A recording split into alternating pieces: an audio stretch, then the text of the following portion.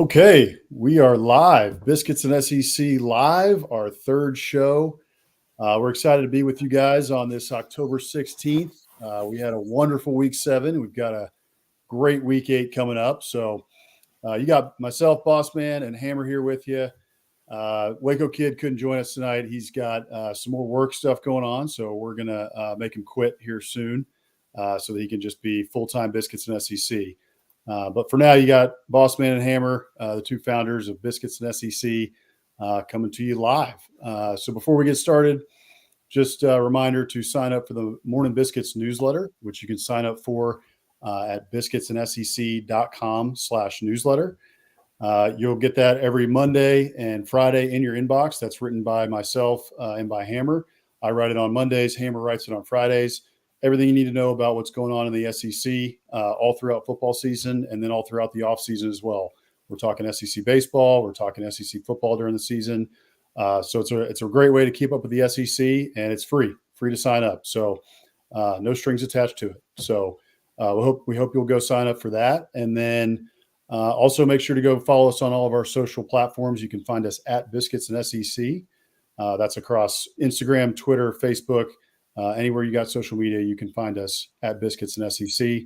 And then finally, make sure to subscribe to our YouTube channel. We're trying to grow that thing. So subscribe and then hit the notification bell so that when we go live here every single Wednesday, you'll be notified and you can catch Bossman and the Hammer talking ball. So, Hammer, how's it going? Going good. Week 7 did not disappoint. Excited for week 8. I know we have a loaded show to go over some of the stuff we saw last week, what we're looking forward to, some more big picture topics coming out of the meeting of the minds in Nashville between Sankey, Petiti, and all the other conference minions and reporters that were there. So, yeah, excited to dive in. Awesome. Well, we can get right to it. It's a cold Virginia night. Hammer and I are actually back visiting our family. We're brothers, if you couldn't tell. But we're visiting family right now back in Virginia. So we're enjoying this cold fall weather. Fall is here. It feels like football weather. And there's no better time to talk about football than right now, talking about week 7. So we didn't want to get into the show. And mostly on the show, we're just going to be talking about storylines because you can catch us later on SEC After Dark. At 9 o'clock Eastern, 8 o'clock Central, where we'll talk much more about the games and much more about our picks. So you can find our picks on SEC After Dark. But we didn't want to move through this show just to talk about too many storylines because most of the storylines came out of week 7. And week 7 was absolutely incredible. And so, Hammer, I'll let you start it off. I mean, in week 7, started off on the early game, Bama, South Carolina. What's going on in Tuscaloosa? And is it South Carolina's good or is it Alabama's falling back to earth under Kalen DeBoer? Yeah, that's a great question, right? So, yeah, I think major storyline coming out of the game, exactly that, is just kind of what's wrong with Alabama. Not to disparage South Carolina. I mean, look, they have exceeded my expectations for them coming into this year. I was not very high on them. I think offensively, South Carolina has figured out ways to score points. I mean, I was looking at their game this coming week against Oklahoma and just trying to think how that would go. And I keep telling myself that South Carolina's offense is not good. Yet if you look back at the games they've played, other than the Ole Miss game, like they've scored not a ton of points. They're not lighting the scoreboard up, but they find ways to score points. And defensively, they will get after you, which is exactly what they did to Alabama. Kyle Kennard was a beast in that game, all over Jalen Milroe. Dylan Stewart, the other D lineman from South Carolina, the freshman who's been getting a lot of praise, was a lot quieter in that Bama game. But I think a lot of that has to do with the attention he was getting, the double teams, which freed up Kennard on the opposite side to wreak havoc. So, I don't know what to think about Alabama right now. Obviously, it's not just Alabama. We'll get into this with other teams, right? But Alabama takes down Georgia at home, and they vault up to number 1. Everyone thinks, okay, this is now the elite program in the SEC in the country. But then since that game, not only, Bama lost to Vandy, barely beat South Carolina. South Carolina, Bama tried to give them this game and they just couldn't quite take it away. And at the same time, Georgia, kind of fiddle around with Auburn. They really fiddle around with Mississippi State. So I think there's a question going around really the entire conference right now of just like who's actually good and who is going to separate themselves, because I thought this was the week where Bama would do that, right? Again, I'm not super high on South Carolina. They compete hard, but Bama's got the talent edge. I thought DeBoer and that team coming home after a loss to Vandy would be ready. And they ended up in a dogfight. Give them credit for winning. That's all that matters at the end of the day. But very, very interesting result in Tuscaloosa that I did not see coming. Well, I don't think anybody saw it coming. But to Rick's comment here, I think he makes a good point. Does it take time for a coach to adapt to a new team? And I think that's exactly what we're seeing.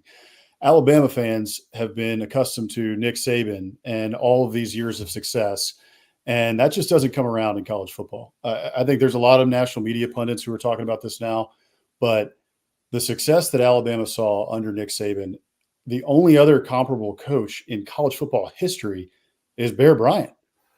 And so you've had two coaches at Alabama who are, who have done this, but this is not the norm. This is not what normally happens. And even Nick Saban went through his growing pains when he first got to Alabama. If people recall, I'm sure Tide fans remember this well, they lost to the University of Louisiana Monroe in 2007. And so it took time for Nick Saban. It's going to take time for Kalen DeBoer, even though he was handed the keys to a Ferrari. And there's a lot of kids that left in the transfer portal, but Alabama's loaded, as we all know. I mean, they just beat Georgia a couple weeks ago, and now we're all trying to figure out what the heck's going on. So I think it's a little bit of Kalen DeBoer, trying to figure out what it's going to look like at Alabama, how he can best utilize the players that he has, because he's really had to coach up, right? I mean, he had players at Washington. He had Roma Dunze, he had Michael Penix, he had some really solid players there.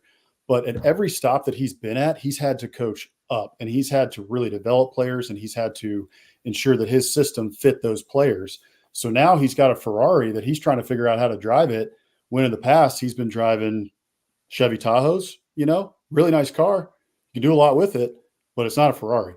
So I think there's a lot that's going on there, to Rick's point, that there's some growing pains being seen here with Kalen DeBoer and Alabama. So, and to South Carolina's credit, like you said, they hung in there. And hey, Nick Harbor sighting. Glad to finally see that kid in some plays. And it looks like they're finally starting to get him going. Yeah, massive play at the end of the game. The only other thing I think we should mention on this game, and then we can move on because we got to be quick through these. But South Carolina, what's kind of going to happen with Shane Beamer? Because we're now in this precarious situation where he's right there, and he's almost gotten LSU, and he's almost gotten Alabama, and I'm missing one, I think, too. He even missed or lost a game, another close game. So, are we getting into the territory again where his seat's really warming up, and we might, see some talk about firing? I'm not calling for his firing. I think he's been doing a good job, but not a great job, and I think South Carolina fans are starting to get antsy. Yeah, I don't know. That's a good question, right? I mean, they had the close loss to LSU. A lot of people would say they probably should have won that game were it not for the not roughing the passer, but blindside block on Nussmeier after the pick six that negated the pick six. Mm-hmm. I mean, I don't know. I think it depends on how the rest of the season goes. The way the team is playing, I would be surprised if they play their way into firing or really, really putting Beamer on the hot seat. But they're 3-3 right now, which is not where they want to be as a program or fan base. So, they have Oklahoma on the road, A&M at home, Vanderbilt on the road, Missouri at home, Wofford, and then Clemson on the road. So it's not an easy schedule. Similar to what we said, I think, about Arkansas and Sam Pittman is whether it's Oklahoma, A&M, Missouri, Vandy, Clemson, like one of these games, they're going to have to jump up and get somebody. Obviously, they've been close in multiple games so far this year. They just haven't been able to close the deal. But I do think, for him to feel secure by the end of the year, he'll need to jump up and surprise somebody. And I say surprise, we can get into this later. Obviously, their matchup with Oklahoma. Oklahoma is favored. So if they were to win that game, that would be an upset, and that would be, that could count as one of those games because they're not expected to go on the road in Norman and win, according to odds makers. Right. Okay. I think we can move on real quick then to another crazy game in Baton Rouge, Ole Miss and LSU. To start off with, I'm kind of wondering if there's no more coal left in the lane train, or if they need to shovel some more coal onto it, because I don't know what's got to happen, but this was not the year that Ole Miss fans thought they were going to be losing games like this. And this was the year they thought they were going to the playoff. And now we have 2 losses. And while you can still make the playoffs with 2 losses, we were looking at their schedule today. That's going to be tough. And you may be able to make it with 3 losses, but that is a stretch. And with 2 losses at this point in the season, your back is up against the rope already. So with all that money that was invested into that roster and everything that's been going on, not to mention that the game was, an incredible game, but LSU's secondary, I didn't think LSU's secondary would be able to step up like that. And they stepped up in a big way. They bent, but they didn't break. And there was a lot of stops that they got in that game that I didn't expect them to make. So credit to the LSU secondary. Blake Baker, it seems like, is making some strides there. But yeah, I'm wondering if there's enough coal in the lane train to get them to the playoffs. Yeah, I agree. Obviously, yeah, you think about looking ahead to the playoffs. Obviously, Ole Miss has to win out, to be in that conversation. I think at 10-2. Beyond that, it's going to depend on a lot of where the other dominoes fall, and we'll just have to see at that point. I think a 10-2 SEC team is going to have a very good chance, although I don't know that they 100% control their own destiny. Especially because both of their losses are within the SEC, right? So if Ole Miss was 10-2 and was able to get to Atlanta and win the SEC, then obviously they're in automatically, or even just getting to Atlanta. I don't think that if they were to lose an SEC title, that would really be held against them. However, both of their losses are in conference, and if you look at the standings right now, they need a lot of teams to start falling, including LSU, who has the tiebreaker over them. So LSU would need to lose 3 conference games. Since LSU's only loss was to Lincoln Riley and USC. So that, to me, I think is a big storyline here of obviously, to keep their hopes alive, they have to win out. The other thing I think that's worth pointing out with Ole Miss in particular is, look, what happened last week at LSU, although they were a slight favorite, but I don't think that shocked many people, right? You lost in overtime at night in Baton Rouge. So they played a great game. They could have won. They were obviously right there, and they just didn't quite get it done at the end, which unfortunately is the way this game goes a lot of the times, right? The margins are so razor thin, especially when you're playing, teams like that, like LSU, who has talent. So I don't think that result was that unexpected. But I think, looking ahead for Ole Miss, right, and you think of the way, as you brought up, they built this team through the transfer portal with their, NIL collective, which they kind of went all in this year, which good for them, right? They should do that if they have what it takes, and Lane can get those guys, to commit and buy in.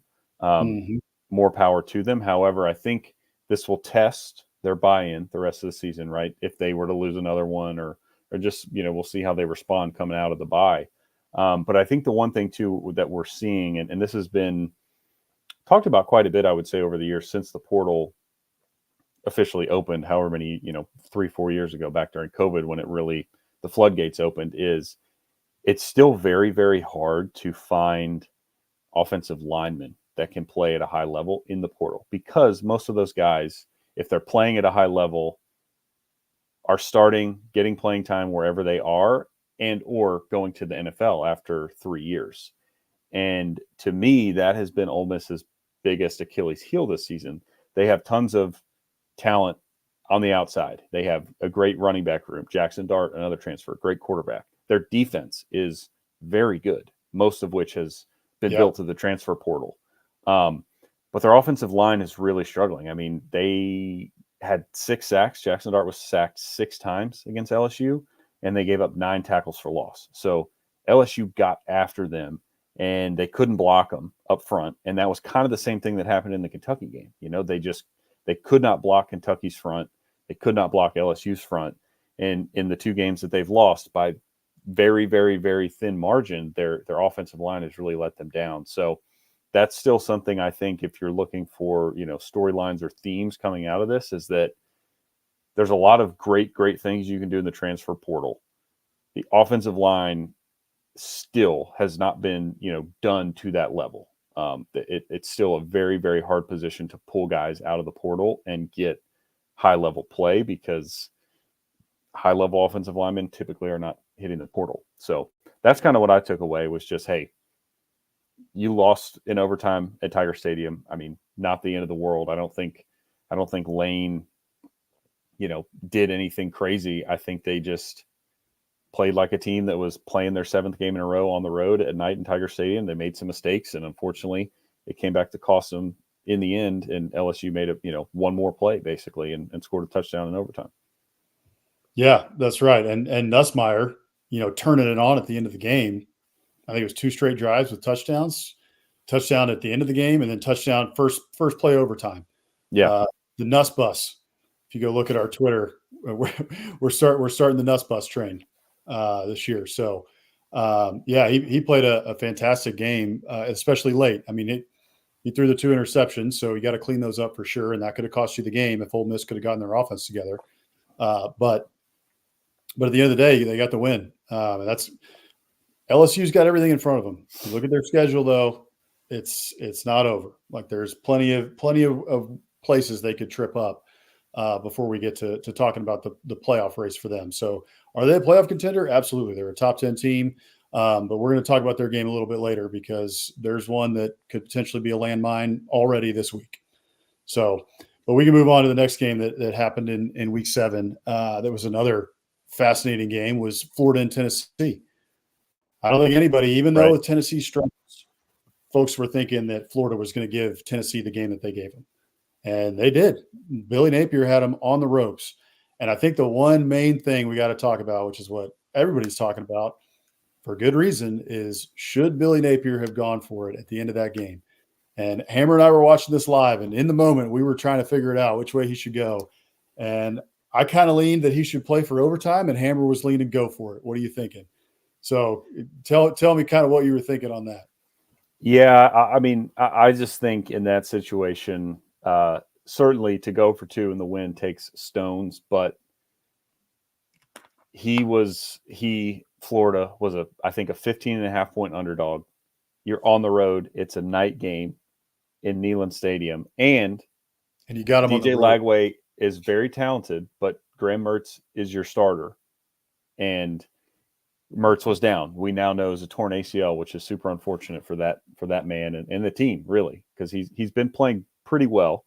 We know what his ceiling is, but he's a competent quarterback, and so I take all those factors into account, and I think you got to go. It's a night game on the road. The crowd's going nuts. You have a chance to win the game with one play.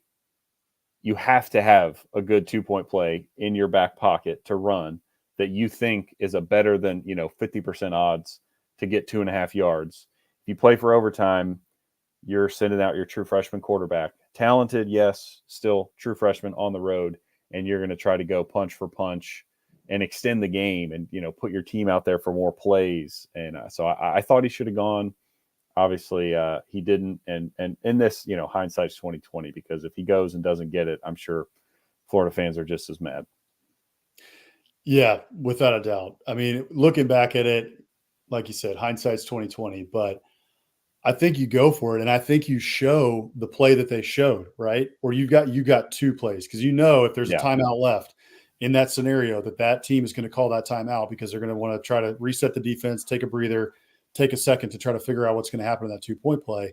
So show the play, show the dummy play, and then come out and show the play, and then run the play that you really want to run instead of sending out the field goal unit. And I know Florida fans are just driving themselves crazy with how conservative, Billy Napier has been at times. And just like we used to do as Aggies, watching Jimbo, be super conservative in all these scenarios where you just wanted to, press the throttle and put his foot on the gas, and he just won't do it.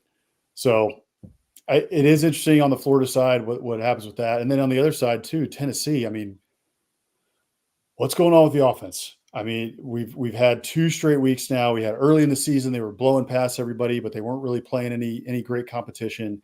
And then we hit the Oklahoma game, and the offense looks okay. They get a couple of shot plays, and they do what they need to do to win. And Oklahoma's offense is just so bad they can't score against the Little Sisters of the Poor right now. But the Tennessee offense had trouble, and that was the first kind of canary in the coal mine against Oklahoma.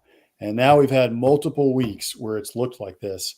And so can they figure it out before Alabama? So we don't need to talk too much about that right now, because I think we're going to talk a little bit more about that once we get to our storylines for week 8. So we'll move on real quick here to Vandy and Kentucky, and then we'll hit quickly Oklahoma, Texas before we get into our next topic. But how about Pavia Mania, baby? Diego football, Diego Stones, as I like to call him. That kid is unbelievable. Yeah, I don't have a ton to say about this game other than if you watched our show, SEC After Dark last week, hand up, I was a doubter. I thought Vanderbilt has never gotten this kind of attention. This is the biggest win in program history against Alabama, and they have to turn around and go play a night game in Lexington. And I just thought this is a bad spot for a team, a staff, a program that's not used to this kind of spotlight. Pavia and Clark Lee are doing every interview under the sun. Pavia starts his own podcast. He's talking about NIL deals, which I support all of it, right? If you're Pavia, Clark Lee, everybody, you need to seize that moment and get all the publicity you can. So I'm not throwing shade. I just thought, given all that, they would come into that Kentucky game a little bit flat, especially because Kentucky had a bye week to prepare. They watched them beat Alabama from their couch.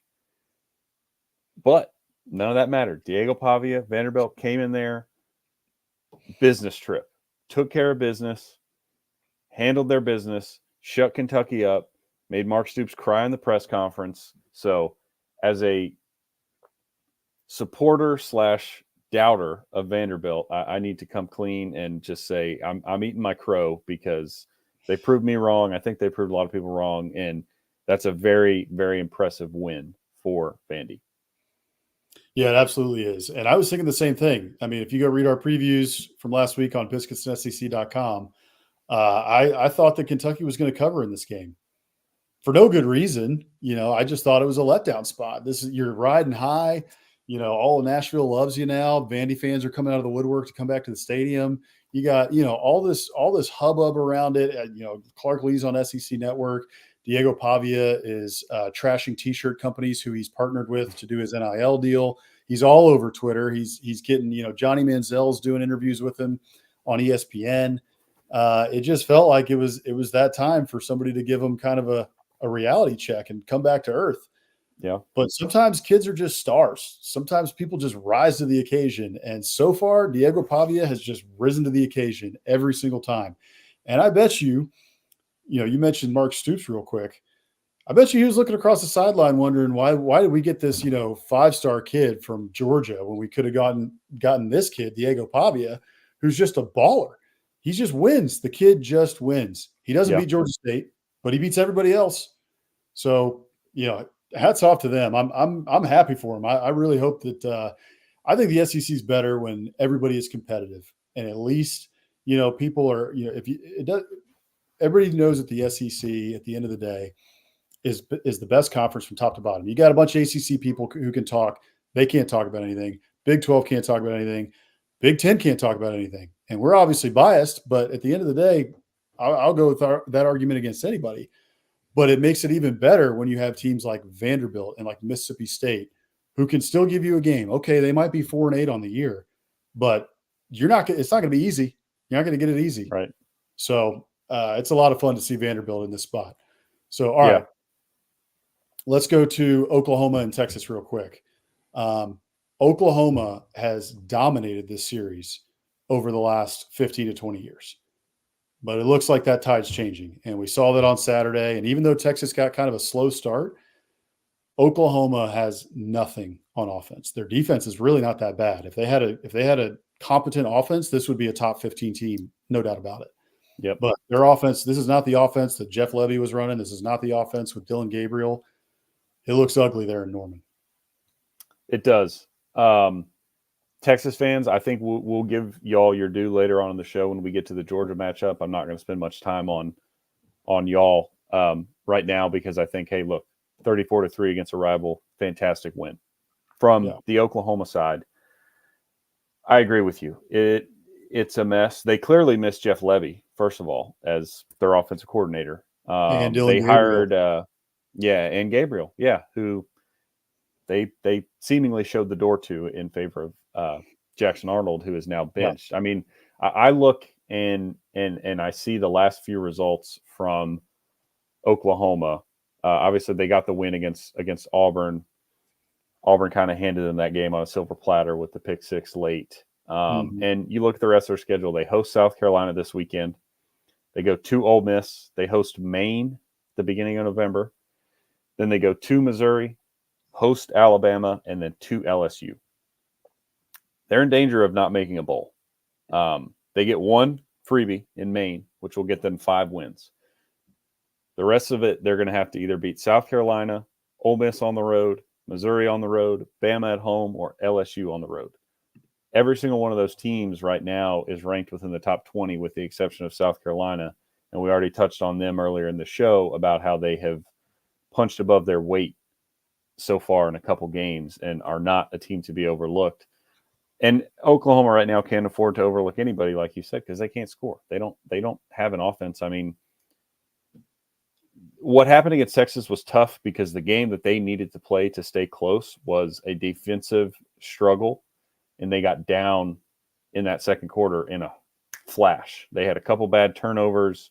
Texas took advantage and just buried them, and it became clear that, hey, if we're going to get back in this game, we're going to need to throw, which they can't do. So the game script worked against them against Texas, but it could work against them against any of these teams. If you can't throw the football, the only way you win is by, ball control, possession, winning the turnover battle, and running the football. That is very hard to do, especially in the SEC. So, if I was a betting man today, I think they can get to 6 wins.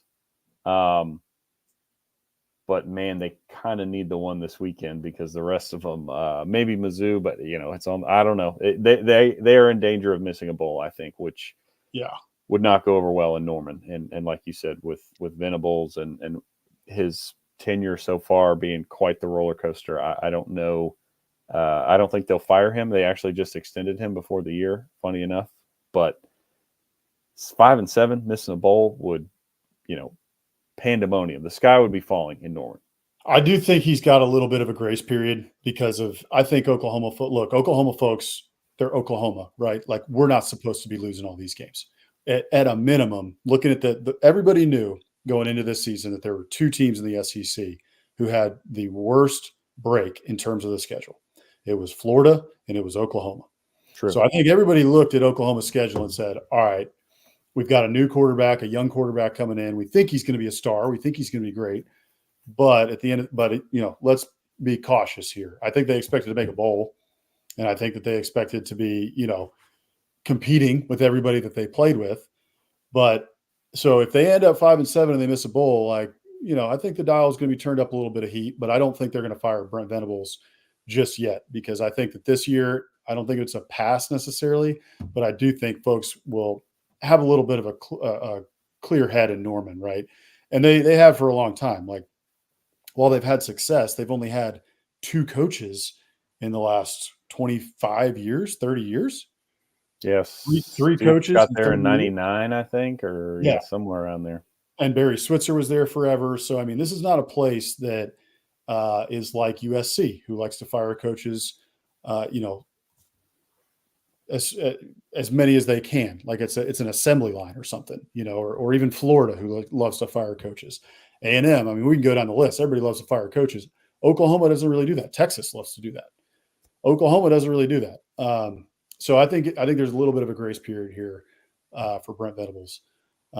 So, all right, we've touched on all these games. I think we could talk a little bit more about Texas when we get to their game coming up for the Week 8 storylines, because that one's the biggest game of the week, and it's going to be fascinating. And really, it's Texas's first real test, in my opinion. I mean, we can say Oklahoma's a good team. Oklahoma's a solid team. Michigan's a good team, but Michigan's not the Michigan of last year. Michigan's not the Michigan of the last 4 years. So this is really going to be Texas's biggest test, potentially of the year, until they get to Texas A&M at the end of the year. And we think Texas A&M is good, but are we positive that they're that good? Not necessarily just yet. We'll see over the next couple of weeks. But okay, we can move on now, so that we can talk a little bit about. We've been talking about this for a couple of weeks now. The SEC and the Big Ten had their meeting in Nashville, and that happened on October 10th. And so now we're starting to get the first trickles out of what happened at that meeting, what Tony Petitti, the Big Ten commissioner, and what Greg Sankey, the SEC commissioner, were talking about. They talked to the media. I think you can speak a little bit more to this. So tell us a little bit about what's going on and what came out of it. Yeah. So for those of y'all who watched my solo show last week, I talked quite a bit about that private equity proposal from I think they're called Smash Capital, and they have a college football proposal out there called Project Rudy. So I talked quite a bit about that. I'm not going to go back into those details, but that was the first sort of public proposal we had seen for a quote unquote super league that would not the Big Ten and SEC specifically separating, but they were proposing, I believe, a 70-team conference. So more or less the Power 4 that you have currently. I think the biggest takeaways from this meeting, obviously we don't know what was discussed, behind closed doors, but two things were made pretty clear. I think, first of all, Sankey and Petitti, which in my opinion is a good thing, seem very anti-private equity influence, right? They were quoted, as saying that there's no proposal they have seen that they can't do themselves. So even if there are good ideas in this proposal, it seems like Sankey and Petitti believe we can do this ourselves. We don't need, private money, private interest grabbing from the pie, right? So I think that was good. And, so they're not interested in that, which is a good thing. And then the other thing I think, to take note of basically is something we already knew, but it's becoming more and more clear the more that comes out or the more meetings that happen like this. And that is that the SEC and the Big Ten are the power players right now, right? If you have your Power 4 conferences or the entire FBS college football landscape right now, Greg Sankey and Tony Petitti are up here on the thrones next to one another, and everybody else is several steps below them, because they have all the power, right? The other thing that came out of this to me, which we've heard about or has been talked about, is some sort of scheduling alliance. And a quote that stood out to me was from Petitti. It was actually the second half of his said. So he's quoted here saying, "I've yet to see anything in any plan that we couldn't do ourselves." So he's shooting down the outside private equity proposal. And then he says it basically means scheduling more good games and recognize the way you play those games, which to me means more automatic bids, right? He's saying we want to schedule more big games between SEC and Big Ten programs and have big marquee matchups to increase revenues, eyeballs, ratings, everything. We want to do that. However, we want to be recognized for doing that. And, like Josh Pate and many others say, right, you are not always what your record says you are. Well, that's what the SEC and Big Ten are trying to hammer home here is if we're playing all these big games, we need them to be recognized. And when it comes to whatever the playoff format is moving forward, if we're going to do this to help the sport in terms of money and eyeballs, then we need more seats at the table at the end of the season, because I am not going to lose my 9-3 SEC or Big Ten school to a 10-2 ACC team who is not playing 9 conference games plus 2 or 3 or whatever out of conference games against other big time programs. So I think those are the two things that I took out of it. Obviously, there's still a ton to work through here. And I did see too, just to kind of wrap this up, at least from my perspective, and I'd love to hear your thoughts. But I also saw they are not they're not going to make a decision, they said, until after the inaugural 12-team playoff this year. So, which I also think is a good thing, right? Give it a chance, see how it works, see what the committee does, see if 12 teams is a good format before you make some sweeping changes or agree to a longer term deal. They're just standing pat for now until they see how this all plays out at the end of the year. Yeah. I got a lot of thoughts on this, and I don't know if I can get to all of them, but just a couple things quickly. And first of all, if you guys have anybody watching right now has any comments or any thoughts on this, we'd love to hear them, because this is a fascinating topic right now. We've been talking about these different things that are happening in the changing of college football, and the sport is going in all different directions right now, and no one really knows exactly where it's going to end up. So we'd love to hear your thoughts in the comments, and we'd be happy to put some on the screen if we get some good ones. So a couple of my thoughts here.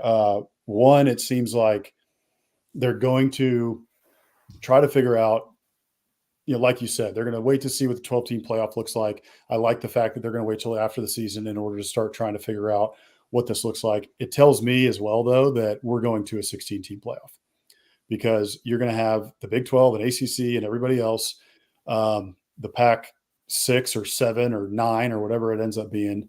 While they don't have as much power, they still have a seat at the table.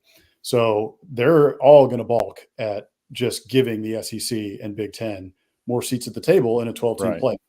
So I think we are headed quickly to a 16-team playoff. Wouldn't be surprised at all if we have a 16-team playoff within the next 2 years. So that's the first thing that comes to mind for me. The second thing is, I'm glad that the private equity is staying out of it, or at least from the perspective of the SEC and the Big Ten, that they want to keep this. They want to keep that money out of it. And I think that's good. I think the less meddling hands in this, the better. I would love to keep Congress out of it as well.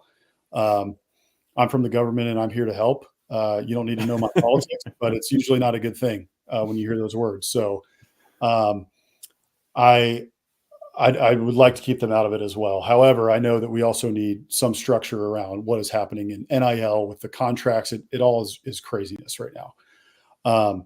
But it also tells me that I'm wondering about realignment.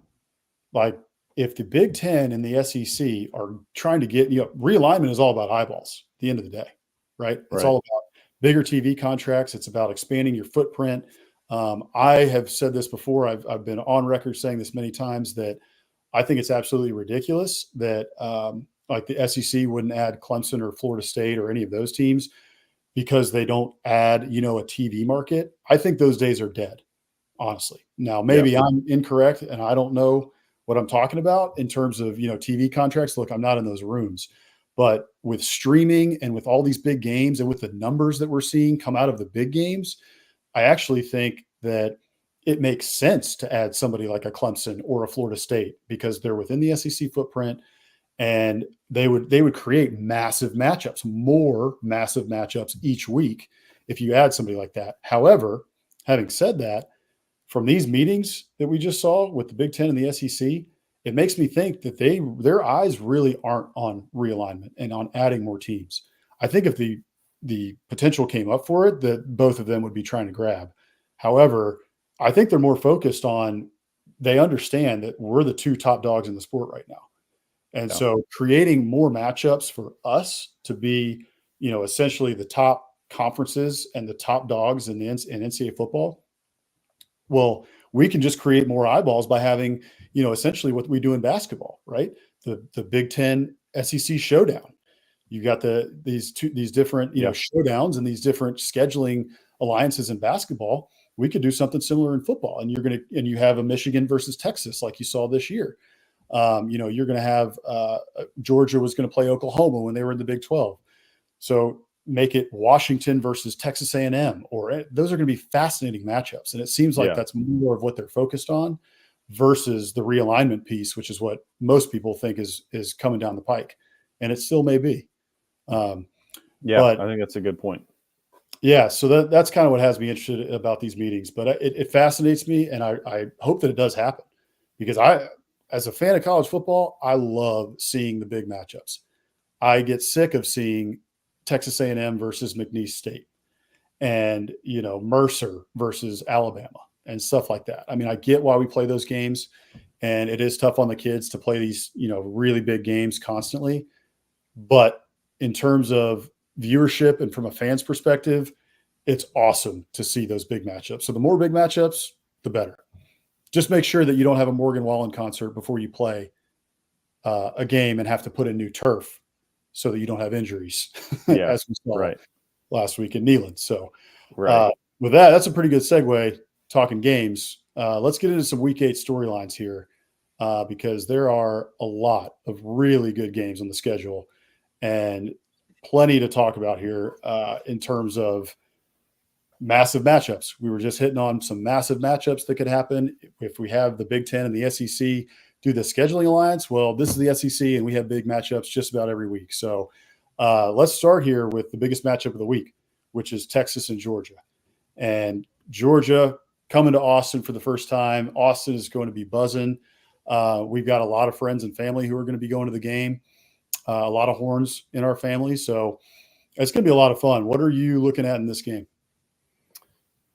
Two things from a high level.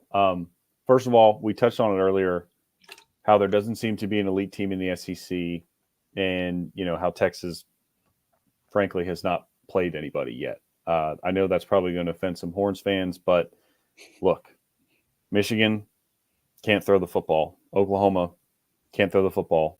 Mississippi State is Mississippi State, and you were playing their backup true freshman quarterback in his first start. So they played the schedule in front of them. They've dominated that schedule. They have looked really, really good. So I'm just fascinated to see if that is real, and if they are truly, the class of the SEC, most likely college football, or if, hey, they beat up on some bad teams and they get in front of a team in Georgia who has plenty of flaws, which we can get to, but at least, talent level obviously can match up with them, and Georgia can throw the football, right? Carson Beck has looked shaky at times. However, he's still capable of pushing the ball down the field and making big plays. You saw that in the Bama game. You saw that, we've seen it for 2 years from him, or a year and a half now. So Georgia is capable and will be able to do things that Texas has not had to defend against as of yet. So I'm just really interested to see mostly how their defense holds up. I think the Texas offense has too many weapons to really be, stopped, right? I would be shocked, for instance, if they didn't score, into the 20s, most likely 30s in this game. So I'm pretty confident in the Texas offense. I'm interested to see if their defense, can hold up in this game, or at least be tested, right? Like I said, Texas could win this game, 38-35, and I'm not going to say that Georgia's not good, right? This is finally a test, and I'm just interested to see how they respond, how they look, because I think it'll be really important looking forward, right? Like I said before, are they the class of the SEC, or are they, right there with Georgia if Georgia gives them a game or even beats them in Austin? So it should help shape a lot of what we think about the rest of the SEC and the SEC title race moving forward, which is exciting. And so that's what I'm looking for from the Texas side. I'll let you dive into what you think or what you want to see from Georgia or as we talk through this. Well, there's kind of two storylines that I'm watching, and just again for folks, we're not going to make our picks on this show. This show every week will be much more about storylines, but you can catch our picks. We write a weekly preview and recap blog. So the preview blog will come out on Thursday or Friday, and then our recaps always come out on Monday or Tuesday. So the previews on those you can find those on biscuitsandSEC.com, and then we also will make our picks on SEC After Dark, which comes up here at 9:00 Eastern, 8:00 Central every single 45 week. minutes. 45 minutes. Yep, every week we're with the SEC After Dark crew, and we'll make our picks on that show. So make sure to catch our picks there. In terms of storylines that I'm watching for this game, though, there's really two that stand out to me. One, and they're tied together. The first one here is for Texas, Quinn Ewers. The kid's a baller. We know he can play. Sometimes he looks shaky at times. And last week, coming off an injury, he was sidelined for 2 or 3 weeks. Arch Manning came in and played pretty well. Did what he had to do, and made a lot of Texas fans really excited about the future. And some think he should be the starter and just keep going forward. However, Coach Sarkisian and the staff, Quinn Ewers is the starter, so they put him back in. He looked good at times against Oklahoma. However, he was gifted multiple turnovers in plus territory, and also threw an interception early in that game. That was not a good interception. It was a bad throw, and if you look at the tape, like, he had a guy open and he missed it right to the Oklahoma player. So I'm interested to see, how does Quinn Ewers look in this game? I think Texas needs to get off to a hot start here, because if they don't, I think it's going to be a dogfight, because Georgia knows they can play with anybody. I'm not saying that, Georgia needs to, if Texas has a fast start, that Georgia's out of the game by any means. We saw that against Alabama, right? Alabama goes up 20-0, and Georgia probably should have won that game, except for a crazy Ryan Williams circus catch touchdown for 75 yards. Right. So, but I am watching that to see what Quinn Ewers looks like, especially in the first quarter. How does Texas come out? I know that they're going to have their 15 plays, their 2 drives scripted out. So what does that look like against this Georgia defense? And then on the flip side for Georgia, Georgia's vaunted defense has been incredible over the last 3 years, right? And this season, many thought that this might be the best Georgia defense that Kirby Smart has had. And that has not played out. We saw Alabama hang 41 on them. And Alabama's offense is awesome. We all know that. There's some problems on offense for sure. The last 2 weeks haven't looked as good. But defense has mainly been the issue as well for Alabama. So for Georgia, though, they've had issues on the back end. The secondary has not played like the secondary that we thought they were going to be.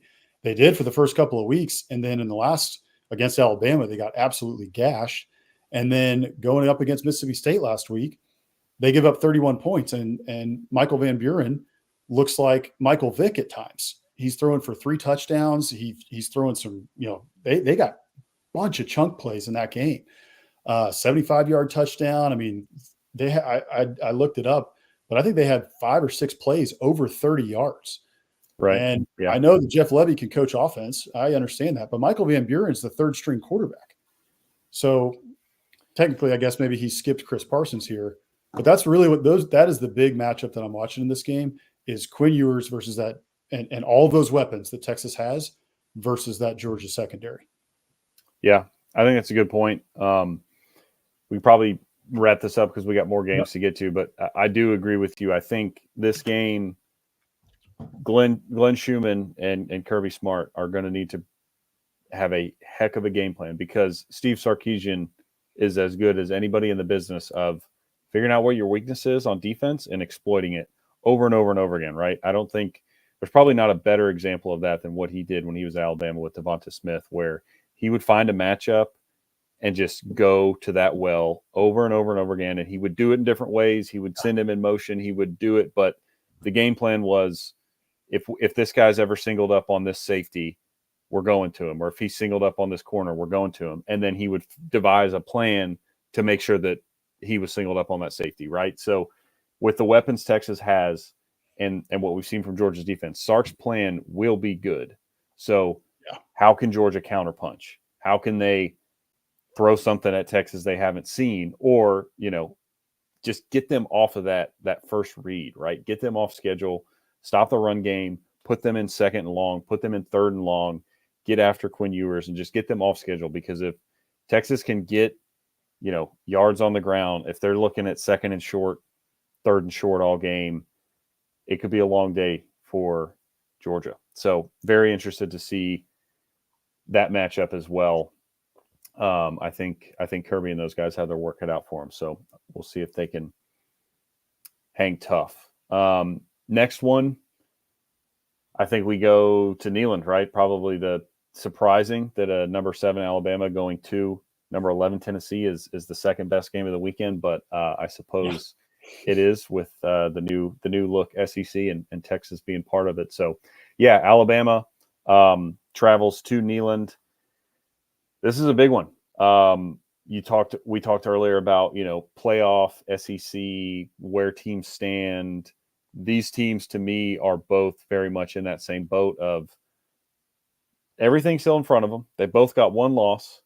One team's going to have 2 losses after this weekend, but how can, the moment is there for both these teams. Who is going to jump up and seize it and take a little control, take that step, because we've seen flashes from both teams, and then we've seen pretty bad play from both teams. So yeah, how do they look in this one? Heupel's offense has been pretty shaky the last few weeks against good competition. Bama defense has been pretty shaky. So this matchup should be fascinating. What are you most interested in? What are you looking for in this one? Well, I think whoever does lose this game is likely out of playoff contention. I mean, look, I know they've got one loss, but if whoever loses this game has 2 and they're in Ole Miss territory, which is what we just talked about, you're going to have to run the table, and your back is against the rope. And so you're going to have to fight your way out of it. And so it can happen, it can happen. However, whoever loses this game is really on a backslide, right? I mean, we've seen 2 weeks straight now of Alabama looking very shaky. So if you get 2 losses and you've looked shaky in the 3rd straight game, good luck. You've got a lot of tough games still ahead of you. Same thing for Tennessee. Tennessee's now looked shaky for 2 straight weeks. They escaped with a win against Florida, and they got lucky. Florida led most of that game. So if Tennessee loses, then their back's against the rope as well. And this is a year that those fans felt like they had playoff aspirations, right? And Alabama always does. So neither fan base, whoever loses this game, is going to be happy. If Alabama loses this one, DeBoer is going to get an earful. And I would advise him to wear a polo, at least on the sidelines, because if they lose and he's wearing a T-shirt, I think, they might burn T-Town down. This is disrespectful to the game. It is just, absolutely. Just can't believe he would dare wear a T-shirt. But yeah, in this game, I mean, there's a lot of, I really just don't know which way to go. I do think that Keenan Pili being out for Tennessee, the linebacker who is out for the season after last week, thanks to Morgan Wallen. I think Keenan Pili being out is a big loss for Tennessee. And I want to see how Alabama exploits that. I mean, they haven't run the ball as well this year as you would have expected them to. They're averaging like 179 yards a game on the ground. So the stats don't look that bad. But if you watch those games, everyone knows that they're not running the ball as well as people expect from Alabama. However, in this game, Tennessee's got a good front, so you're going to have to get past that front. If you can get past that front, maybe there's going to be a hole where Keenan Pili left. So I'm interested to see what Alabama does with that. I think this game is going to be super close. I think both teams right now are really on the skids. I don't think either team really looks like they're supposed to look, even with all the talent that they have. So to me, it's really who can exploit the secondaries, right? I think Alabama's going to try and establish the run with Keenan Pili, but at the end of the day, both of these teams live and die by the big play. So who's going to be able to exploit the secondary? Can Nico step up and really start to take hold of this Josh Heupel offense? I am of the opinion, Josh Pate said this on his show earlier this week, that he expects the Tennessee offense and Nico to really start getting it going and to finally, like at some point during this season, it's going to click and he's going to figure it out and they're going to start looking like Tennessee again. The question is, when does that happen? Does it happen this week? If it happens this week, it's going to be great, and the Vols are going to get a win in Neyland, a big win in Neyland. If it doesn't happen, it's Alabama. I lean right now Alabama just because of Jalen Milroe. I've seen a little bit more out of him, and while it's been shaky the past couple of weeks, I just trust him a little bit more in this game. But I haven't made my decision. It'll be a game time decision for me on SEC After Dark.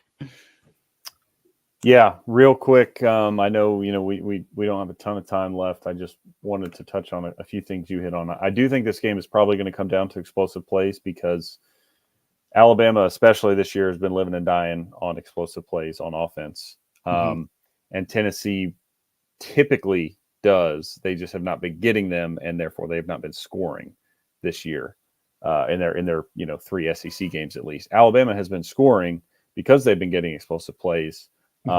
But to what you touched on earlier, it's all because of explosive plays. Their run game is not good, especially when it comes from their running backs. Jalen Milroe covers up a lot of that with his legs, right? He is very talented on the ground, and he's their best runner, which is very, very surprising. But just to give you an idea of how much they're struggling right now to run the ball with their running backs, last week against South Carolina, the longest run, the two running backs they had that touched the ball, Jam Miller, Justice Haynes, between the two of them, they had 20 carries.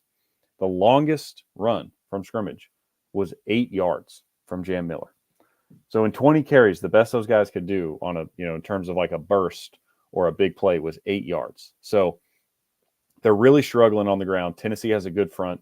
So I'm interested to see what DeBoer's game plan is. Does he try to do that? Does he keep trying to run the ball, or does he just throw his hands up and say, hey, look, we need to win this ball game, and how we're going to do that is Milroe, you're going to run the ball 15 times.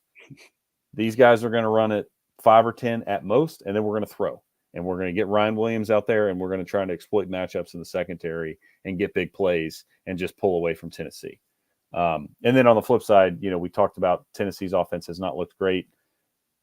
Bama, if Tennessee's offense is going to get it together, as weird as this is to say, this is the week to do it. Bama has not looked great, especially in the secondary. There are plays to be had there if Tennessee can execute properly. And I'm not sure that they can, but if they can, there will be plays. There could be chunk yardage downfield. So very, very interesting game. Yeah. Ton of storylines coming out of whoever loses this game, whoever wins it. Yeah, Feinbaum's going to get an earful on Monday, no matter who wins or loses. That's true. So let's quickly touch on one more game, and then I think we go rapid fire through the rest of them, and then we can finish off with our Muschamp Coach of the Week and our Biscuit of the Week. But let's touch on LSU Arkansas real quick, because that game is fascinating, and Arkansas is playing. They look like a much better team. This team could easily be undefeated. If they hadn't screwed up against Oklahoma State, which they had those guys, they had Oklahoma State in Stillwater, and they had Texas A&M too. They had Texas A&M on the ropes. They should have won that game if it wasn't for turnovers. So right. Arkansas is playing really well right now, and they're super confident, especially after beating Tennessee in Fayetteville. And now we got another night game in Fayetteville, and that's becoming a scary place to play again in Razorback Stadium at night. And you got LSU coming off a big win against Ole Miss. What are you watching in this game? Because it's a fascinating one. Super fascinating. I mean, we talked about potential landmines on everybody's schedule, and every game almost with as competitive as the SEC has been this year looks like a landmine. Fayetteville at night is definitely a landmine. Just ask the Tennessee Volunteers, okay? UCCR. Yeah, right. So, look, Arkansas is coming off a bye. Last time we saw them, they beat Tennessee at home. And like you just said, LSU, great win last week, emotional. They are riding high. This is a quintessential letdown spot in college football. So what I'm interested to see, I think I know what I'm going to get out of LSU's offense, especially because Arkansas's defense is very, very good at stopping the run, which LSU doesn't even really try to do. So I think it's going to be put on not Muss. That's the former Arkansas basketball coach. Nuss. I think it's going to get put on the Nuss the Nuss Bus's shoulders, and I think he will answer the bell. I think he's that kind of a guy. Arkansas secondary, I think is okay. I think their defense is overall better than I thought they were. I think a lot of that is the front seven, Landon Jackson, those guys get after it. I think what we saw from Tennessee is they just are not really ready to exploit secondaries so much. LSU, I think, is. Mm-hmm. So I think offensively, LSU is going to put this on Nussmeier, and he's going to have to go make plays, and I think he'll be ready. Defensively, though, I'm just interested to see, can they do it 2 weeks in a row? Because, coming into the year, earlier in the year, LSU's defense was not good, especially in the secondary. They played pretty well in the secondary last week. I think a lot of that, as we discussed, was the front seven just getting pressure. Dart didn't really have time. Ole Miss also lost Trey Harris in that game. And Juice Wells is completely MIA, so I don't know what he's got going on. But they lost their best weapon, the Ole Miss team did, and they just couldn't quite cobble it together there. And a lot of that, again, I'm not trying to disparage LSU. Blake Baker, I think, had a great game plan for Ole Miss, and they did what they needed to do. Whit Weeks was all over the field. But I'm just interested to see, right, Bobby Petrino, 2 weeks to prepare.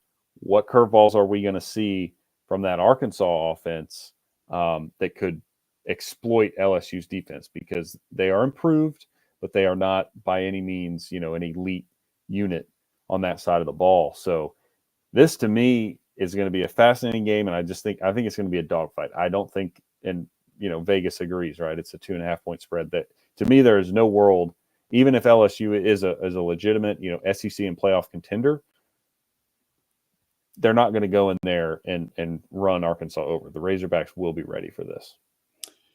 Yeah, they will. I'll touch on this quickly, and then we can move on to quickly touch on the rest of these games.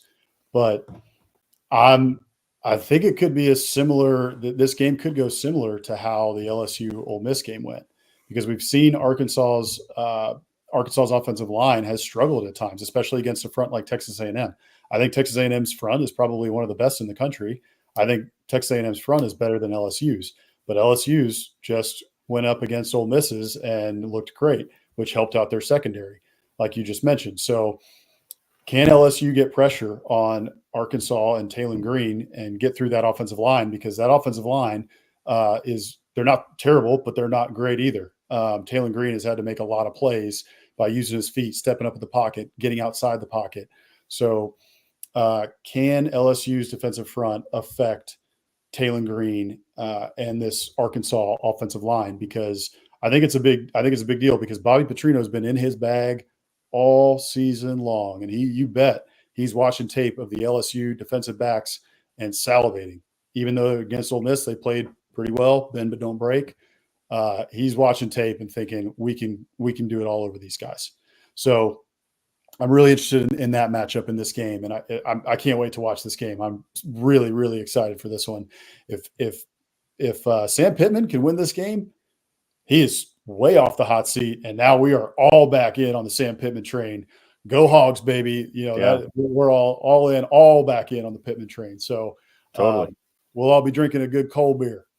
We'll light the hog statue, the drooling hog outside of his house, turn the damn jukebox on. Yeah, that's right. Dixon Street will be lit up. Bring the drooling hog back to midfield, just like we did it on the basketball stadium. That's what's going to be. It's the next move. Right. So, all right. So let's quickly touch on the last 3 games as we're a little bit over time here, and then we can go on to our last topics. But Auburn, Mizzou, quickly, what are you thinking here? I don't know what to think of this Auburn team. Hugh Freeze keeps saying it. They're not that far away. They just can't quit turning the ball over. If they go in there and they don't turn the ball over, I could see them winning. I don't think Missouri is that good. But do I trust Auburn not to turn the ball over? At this point, I don't. So to me, that's what this game comes down to. It also comes down to me to Jarquez Hunter. For some reason, Hugh Freeze, for the second year in a row, frankly, will not give that dude the ball nearly as much as he should be, especially when they can't stop throwing the ball to the other team. He's averaging like 6.8 yards a carry, and he gets like 13 carries a game. So I don't know why he doesn't get 20 to 25 carries a game. and that becomes the focal point of your offense instead of whatever the heck you're trying to do with Peyton Thorne / Hank. I can't even remember his last name because he threw 5 picks or whatever against, in his only start. So Hank Brown. So that's what I'm looking for in this game is, can Auburn quit turning the ball over after a bye week? Do they actually give the ball to Jarquez Hunter? Because I think I'm not a smart, X's and O's guy, but I know that they need to give Jarquez Hunter the ball more. And I would think that this staff, after having a bye week, would be able to self-scout and say, hey, on offense, what's been working, what hasn't been working, and let's, devote more time and resources to what's been working. And Jarquez Hunter is what's been working. So I think and I hope they will start to give him the ball more. And then Missouri, like I said, something's off with them right now. Not that, they're going to go out and get blown out. That's not going to happen. They have talent, but something's off. So to me, this game is there for the taking if Auburn can just get out of their own way. But if they turn the ball over a couple times, Mizzou is more than capable of taking advantage and winning this game. So should be a fascinating matchup. Yeah, one quick thing on it, just to touch on what you were saying, is the running game. Jarquez Hunter, Texas A&M was able to run. Texas A&M hasn't been a great running team this year, but against Mizzou, they ran all over Mizzou. So if Jarquez Hunter, if they can get him going, they should be watching that tape and thinking, hey, this is the game that we can utilize Peyton Thorne's legs. We can use Jarquez Hunter and really get the running game going. And then the last thing I'll say on this is, if Missouri loses this game, what is the pulse of the Missouri fan base? I don't think it's going to be very happy, because this is supposed to be a team that was going to compete for the playoffs, and we're probably out of the top 25 if we lose to Auburn. And the season could spiral.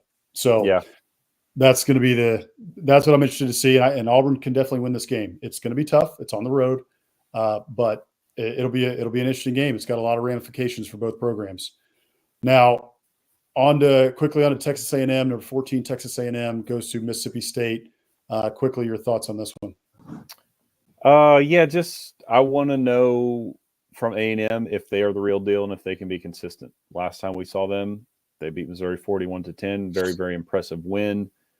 A&M's issues over basically my entire life is consistency.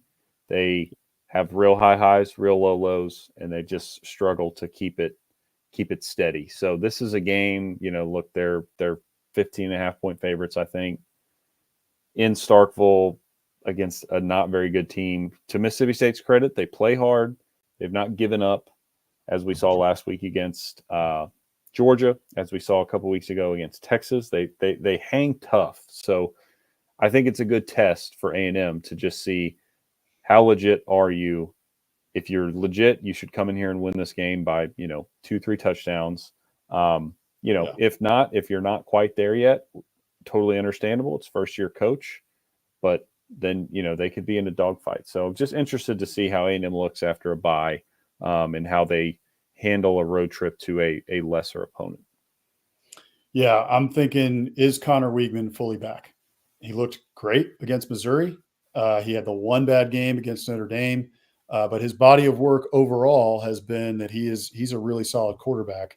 So can he keep that going this week? Is he really back? It seems like talk out of College Station, Connor Weigman mentioned to the media this week that he is fully healthy now. The AC joint in his shoulder is fully healed. So is he fully back? Does he look like he can keep the momentum going against Mississippi State? The final thing I'll say is that for those who don't watch these two programs closely, Mississippi State has been a thorn in the side of Texas A&M since they got to the SEC. Yep. Especially in Starkville. All Aggies remember 2016, the Trevor Knight year, when they came into Starkville and were ranked number 4 in the college football playoff rankings, and Mississippi State beat them. And it was a close game. It went down to the wire, but Mississippi State got them. So it's a similar spot, and everyone in this rivalry knows the history of it. And so it's not an easy game for A&M to just walk into Starkville and walk out with a win. And so Elko should be preaching that this week. Do not overlook Mississippi State. And remember what they just did last week against Georgia. They put up 31 points. So this team is not to be overlooked. All right, Florida and Kentucky, our last game, and then we'll finish off with our two topics. Give me your quick thoughts here. Yeah, both coaches need this win. Florida's remaining schedule, they get Kentucky this weekend. Then it's world's largest outdoor cocktail party against Georgia.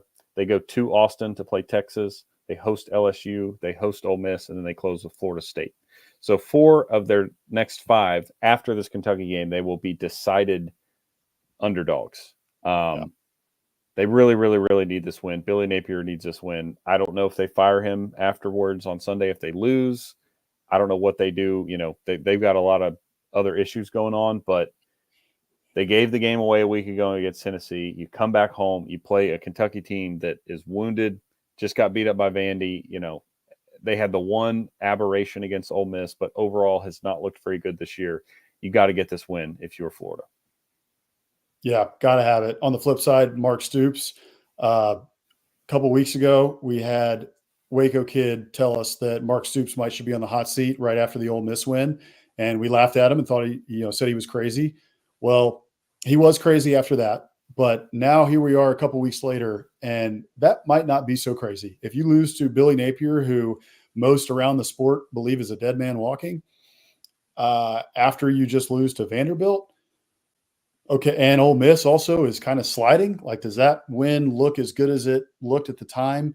If we're talking about, the next couple of weeks, does Ole Miss, do they continue? Do they stay up near the top of the rankings? Do they recover? Do they get better? Does that win still look good? We'll see. Right. You can't lose to Florida in this spot if you're Kentucky.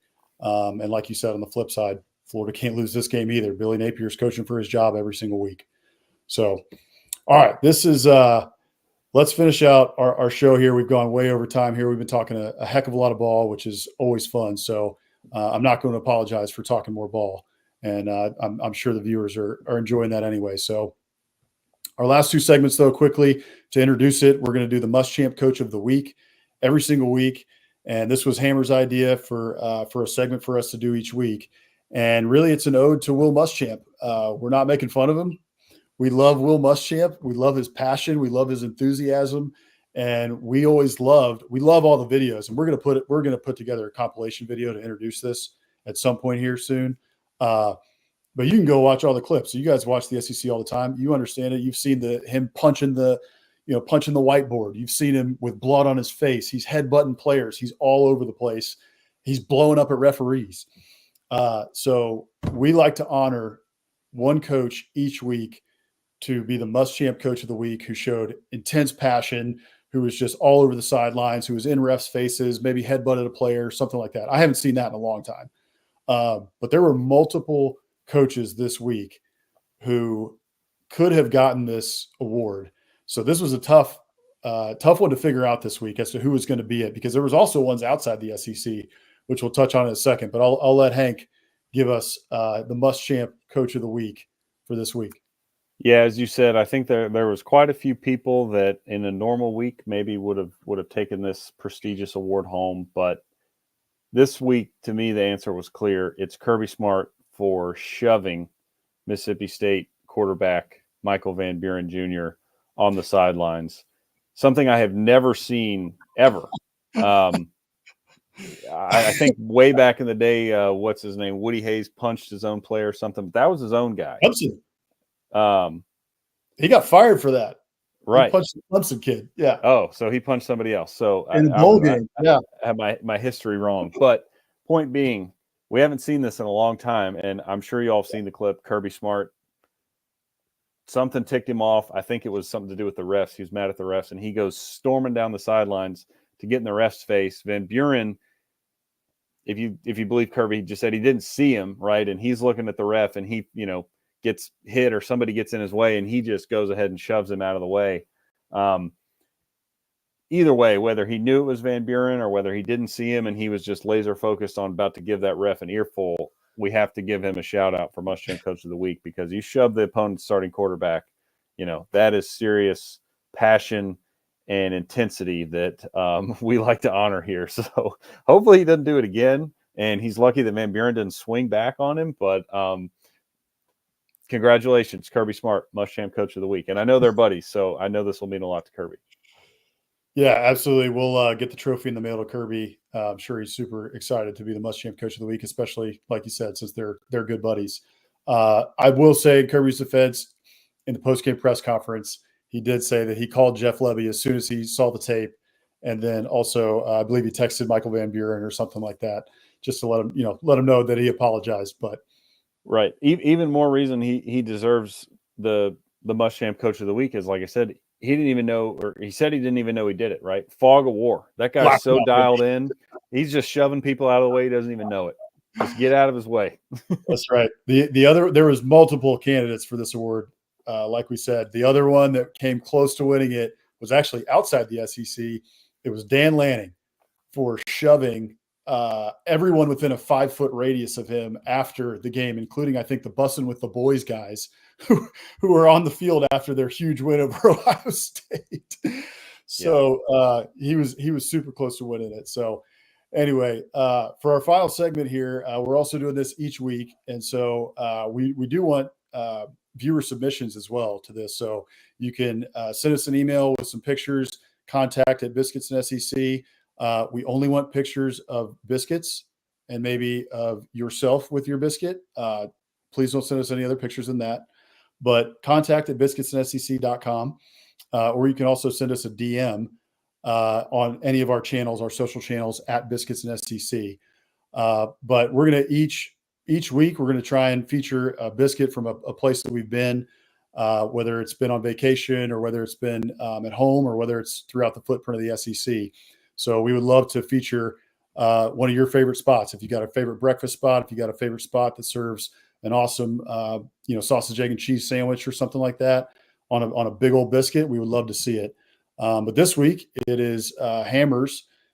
He went to Fort Collins. So you can check this out here. He was at the farmhouse in Fort Collins, Colorado. And Hammer, give us a little bit about this. Yeah, I got myself a nice fried chicken dinner. It was a very good biscuit. They also provided a lovely jelly along with it. So fried chicken, biscuits, jelly, and sweet potato fries. My lovely girlfriend lives in Fort Collins, so I was out there and obviously had to choose some sort of a restaurant that served biscuits and had fried chicken and Southern fare. So that's where we went. It was delicious. If you find yourself up there, cannot recommend Farmhouse enough. Awesome. Well, that looked fantastic. And now I want some fried chicken. But anyway, that is going to do it for us tonight. Thank you, everybody, for tuning in. We appreciate it. We hope that you guys will check us out at biscuitsandsec.com. We got plenty of content up there, including Alabama previews and recaps from Dave in Tuscaloosa. We've got our own previews and recaps of every single game, at least of the Power 4 games and the SEC matchups each week. And you can catch us here live on all the SEC After Dark channels, all the Biscuits and SEC channels every Wednesday at 7:30 Eastern, 6:30 Central. Be sure to subscribe to the Morning Biscuits newsletter. As we've talked about, you can go to biscuitsandsec.com/newsletter, free newsletter. All you got to do is sign up. It comes to your inbox on Monday is when I write it. And on Friday, Hammer's writing it. So just all the news around the league, get you caught up from the weekend, get you caught up on the injury reports, and get you set up and ready for what's to come on Saturday. And make sure to follow us on all of our social media channels. That helps us out a great deal. And we're trying to pump out as many memes and fun stuff as we can on there. And be sure to subscribe to us on YouTube and make sure to click that notification bell at Biscuits and SEC. So thanks again, everybody, for tuning in. I'm Bossman. He's Hammer. And we'll see you guys next week. And we'll see you on SEC After Dark coming up here in about 10 minutes. So thanks, Appreciate everybody. y'all. See you next week.